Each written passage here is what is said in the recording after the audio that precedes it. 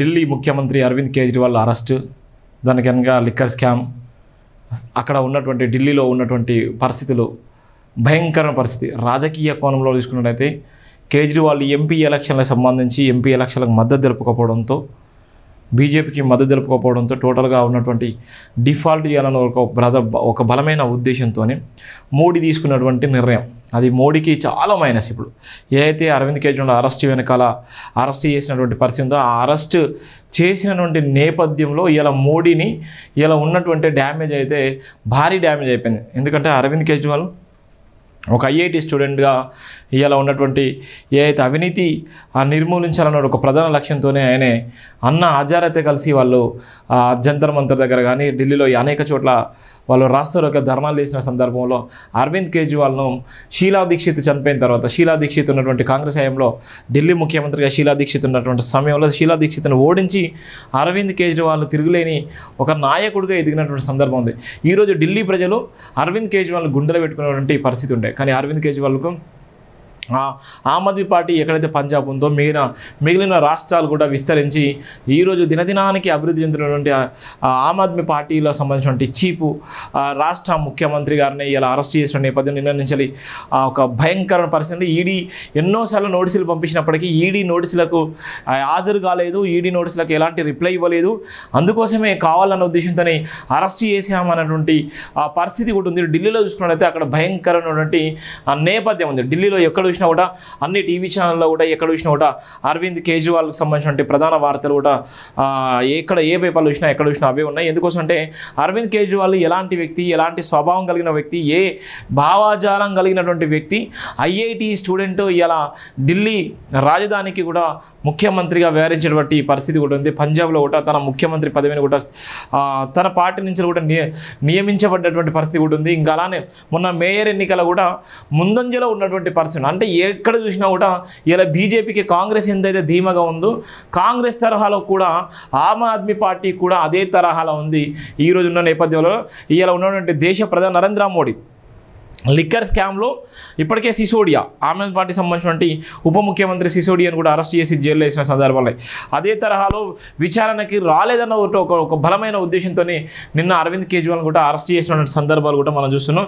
అక్కడ ఉన్నటువంటి భయంకరమైన పరిస్థితి అయితే మనం చూస్తున్నాం. అరవింద్ కేజ్రీవాల్ సంబంధించినటువంటి వార్త ఇక్కడ కేజ్రీవాల్ అరెస్ట్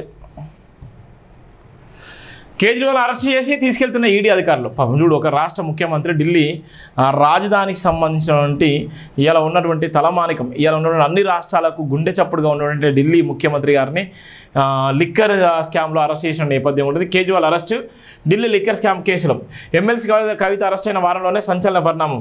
అదుపులోకి తీసుకున్న ఈడీ ప్రధాన కార్యాలయానికి తరలింపు, నేడు పిఎంఎల్ఏ కోర్టులో హాజరు, అత్యవసర విచారణకు సుప్రీంలో పిటిషన్ నేడు విచారణ. 9 సార్ల విచారణ ఢిల్లీ ముఖ్యమంత్రి డుమ్మా. 9 సార్లు పిలిచినప్పటికీ కూడా ముఖ్యమంత్రి పోలేదనేటువంటి పరిస్థితిలో వాళ్ళు తీసుకున్న నేపథ్యం కూడా ఉందని చెప్తున్నారు. లిక్కర్ స్కామ్లో మరో సంచలన పరిణామం చోటు చేసుకున్నది. ఢిల్లీ సీఎం అరవింద్ కేజ్రీవాల్ను ఈడీ గురువారం రాత్రి అరెస్ట్ చేసింది. లిక్కర్ కేసుతో ముడిపడిన అంశాలపై కేజ్రీవాల్కు ఆఫీసర్లో పలు ప్రశ్నలు సంబంధించారు.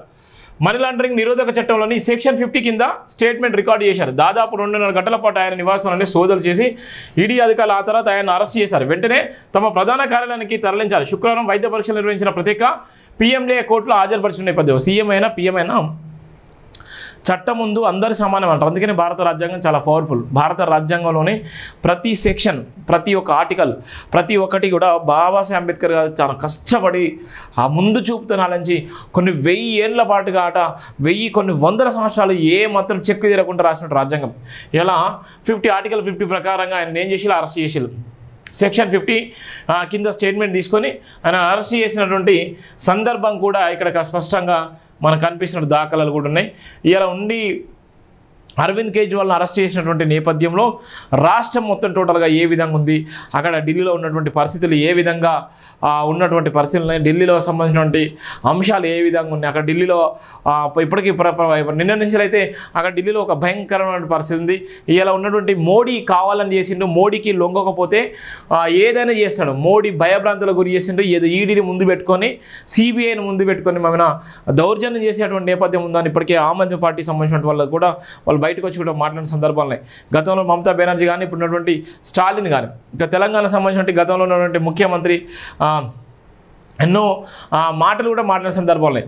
అలానే జగన్మోహన్ రెడ్డి అందరూ ఒక్కొక్క రాష్ట్రానికి సంబంధించి ఒక్కొక్క వీక్ని తీసుకొని వాళ్ళను ఏ విధంగా అయితే ఆ విధంగా ఈడిని ఉసిగొల్పి ఎవ్వరు చేయలేని విధంగా, ఏ దేశ ప్రధాని చేయలేని విధంగా ఈ దేశ ప్రధాని భయభ్రాంతిలో గురి చేసేటువంటి నేపథ్యం ఉందని కూడా చాలామంది కూడా ఇలా విమర్శించేటువంటి నేపథ్యం కూడా మనం చూస్తున్నాం.